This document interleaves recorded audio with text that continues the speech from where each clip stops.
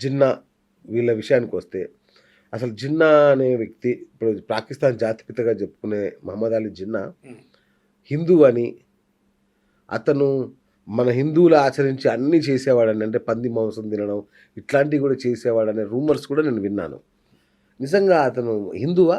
ఎందుకంటే జిన్నా అనేది మన భారతీయ సాంప్రదాయం, ముఖ్యంగా గుజరాతీ వాటిలలో ఇక్కడ ఉండే ఒక ఇంటి పేరులాగా కూడా చెప్తారు.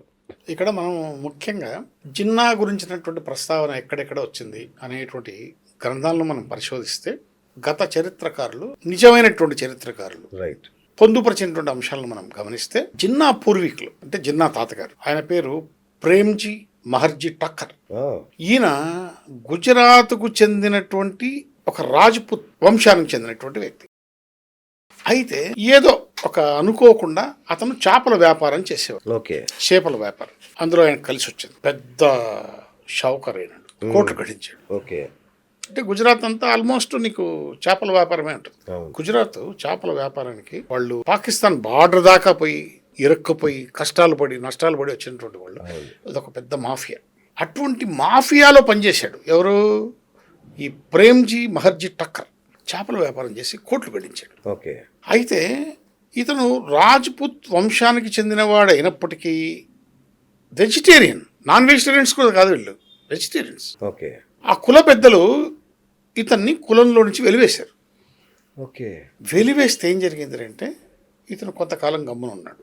ఒక స్థాయికి వెళ్ళిన తర్వాత నన్ను మళ్ళా అంటే ఇతను సంపాదన ఆకలి తీరిన తర్వాత నన్ను మళ్ళా కులంలో చేర్చుకోండి అని చెప్పేసి కుల పెద్దలను పోయి అడిగాడు. ఓకే. అడిగితే కుల పెద్దలు ఒప్పుకోలేదు, ఇతని కులంలో చేర్చుకోవాలి. ఈ అవమానాన్ని భరించలేక వీళ్ళు ఇస్లాం మతాన్ని పుచ్చుకొని షియా శాఖలో కంటిన్యూ అయినారు. ఇస్లాం మతాన్ని పుచ్చుకొని షియా శాఖలో కంటిన్యూ అయినాడు. ఇది తమాషా. మనం ఏం మాట్లాడుకున్నాం? జిన్నా తాతగారి గురించి మాట్లాడుకున్నాం. జిన్నా నాన్న పేరు ఏం పేరు అంటే జిన్నా పూంజ. అమ్మ పేరు ఏంద్రా అంటే మితీభాయ్. వీళ్లకు ఒకే కూతురు జిన్నాకు. అమ్మాయి పేరు దీనా జిన్నా. ఓకే. జిన్నాకు టీబీ. ఓకే. అయితే ఉన్నత చదువులు చదువుకొని వచ్చాడు ఇది బయట దేశాల్లో. ఇతను పనేలా అనేటువంటి గుజరాత్లోని ఒక చిన్న గ్రామంలో జన్మించాడు. పనేలా అది మహాత్మా గాంధీ పుట్టినటువంటి పోర్బందర్కు దగ్గర.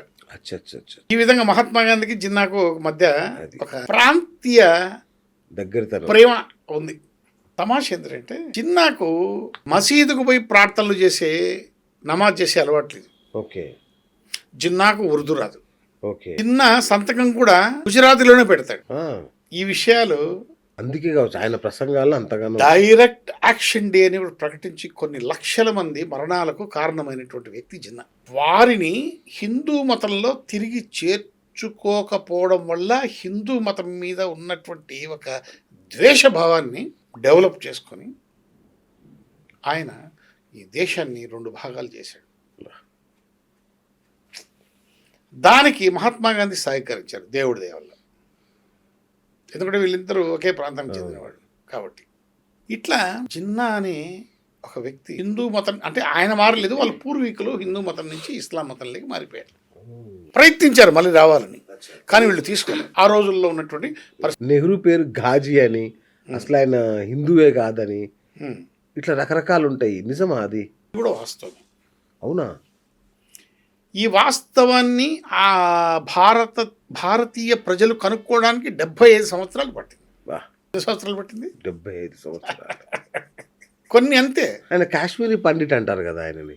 చెప్తా దాని గురించి. ఓకే. ఇప్పుడు ఘయాజుద్దీన్ ఘాజీ అనేటువంటి వ్యక్తి మోతీలాల్ నెహ్రూ అన్నగారు ఆఫ్ఘనిస్తాన్ నుంచి పారిపోయి వచ్చి మొఘలుల పంచన చేరి కోత్వాల్ గా పనిచేసి బ్రిటిషర్లు మొఘలాయి సామ్రాజ్యాన్ని హస్తగతం చేసుకునేటువంటి సమయానికి ఈ ఘయాజుద్దీన్ ఘాజీ అనేటువంటి వ్యక్తి ఢిల్లీ నుంచి పారిపోయి కాశ్మీర్ చేరుకొని ఆయన పేరు ఘయాజుద్దీన్ ఘాజీ నుంచి గంగాధర్ గా మార్చుకొని టోపీ పెట్టుకొని పండిట్ గా మారిపోయారు. చూడండి తమాషా. సరే, ఈయన పేరు గంగాధర్. మరి ఈయన తమ్ముడు పేరు మోతీలాల్ నెహ్రూ ఎలా అయింది? దీనికి చెప్పాలి అంతే కదా, అది చాలా ప్రజలు అడుగుతారు కదా, అదే ఇంపార్టెంట్.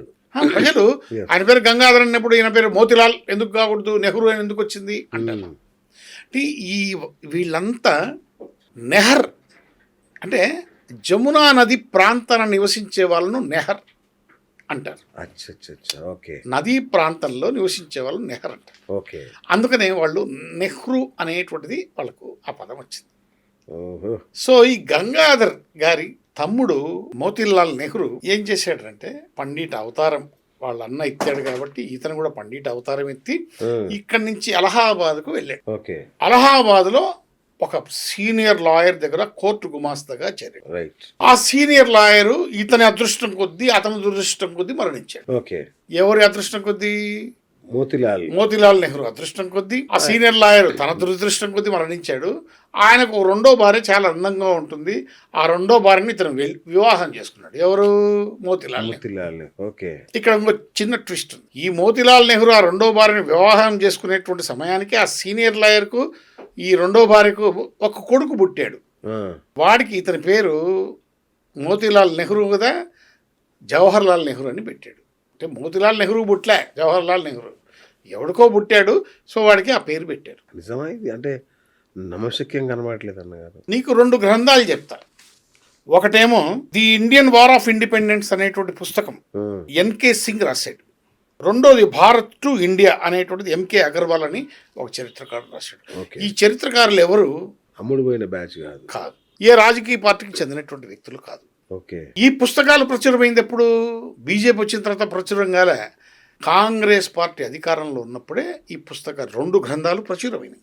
ఒకవేళ ఇవి అబద్ధాలు అయితే వాళ్ళు అబ్జెక్షన్ చేసి ఉండొచ్చు, ఎందుకు చేయలేదు? ఓకే. ఆ విధంగా మోతీలాల్ నెహ్రూ అనబడే కుమారుడు జవహర్ లాల్ నెహ్రూ గారు రాజకీయంగా ఎదగాలనేటువంటి ఉద్దేశంతో అలహాబాద్ నుంచి ఢిల్లీకి వెళ్ళారు. ఓకే. అక్కడ రాజకీయంగా ఆయన వెలుగు చూస్తూ పోతున్నటువంటి సమయంలో ఆయనకు ఒక కుమార్తె కలిగింది. ఆమె పేరు ఇందిరా ప్రియదర్శిని. ఏం పేరు? Indira Priyadarshini. Please note this point your honour. yes. ఈమె ఒక వ్యక్తిని ప్రేమించి వివాహం చేసుకుంది. అతని పేరు ఫిరోజ్ ఖాన్. ఒక వ్యక్తిని ప్రేమించి పెళ్లి చేసుకున్నప్పుడు భర్త పేరు ఇంటి పేరుగా వస్తుందా, దారిలో పోయేటువంటి వ్యక్తి ఇంటి పేరు వస్తుందా? భర్త పేరు రావాలా? ఆబ్వియస్. మరి అప్పుడు ఇందిరా ఖాన్ కదా రావాలి. ఫిరోజ్ ఖాన్ పెళ్లి చేసుకున్న తర్వాత ఇందిరా ఖాన్ కదా రావాలి. ఓకే, వీళ్ళిద్దరు విడిపోయారు, విడాకులు తీసుకున్నారు. ఖాన్ ను పక్కన పెట్టారు. అప్పుడు ఈమె పేరు ఏం రావాలి? ఇందిరా నెహ్రూ అని రావాలి. అది కూడా రాలే. చివరికి ఏమైంది? దీని వెనక కథ సృష్టించారు. నెహ్రూ ఫిరోజ్ను ఇందిరాగాంధీ ఒక నిమిషం, నెహ్రూ వీళ్ళిద్దరు ప్రేమ వివాహాన్ని వ్యతిరేకించాడు. అప్పుడు గాంధీ మహాత్ముడు దీన్ని అడ్డుకట్ట వేసి ఇందిరాను అడాప్ట్ చేసుకొని ఒప్పించి మెప్పించి వివాహం చేశాడు అని చెప్పారు. అరే, నెహ్రూ ప్రోగ్రెసివ్ థాట్లో ఉన్నటువంటి వ్యక్తి కదా. ప్రోగ్రెసివ్ థాట్లో ఉన్నటువంటి వ్యక్తి తన కూతురు ప్రేమించినటువంటి, అది కూడా ముస్లిం కాదు కదా, ఒక పార్సీ. ఒక పార్సీని వివాహం చేయడానికి అభ్యంతరం ఏముంది అతనికి? ఎందుకు అతను అడాప్ట్ చేసుకోవాలి? ఎందుకు వీళ్ళిద్దరికి ఆయన వివాహం చేయాలి? ఈయన ప్రోగ్రెసివ్ థాట్ ఏమైంది? సో ఈ లెక్కన ఇది కట్టు కథ అయి ఉండాలి. కట్టు కథలు సృష్టించారు.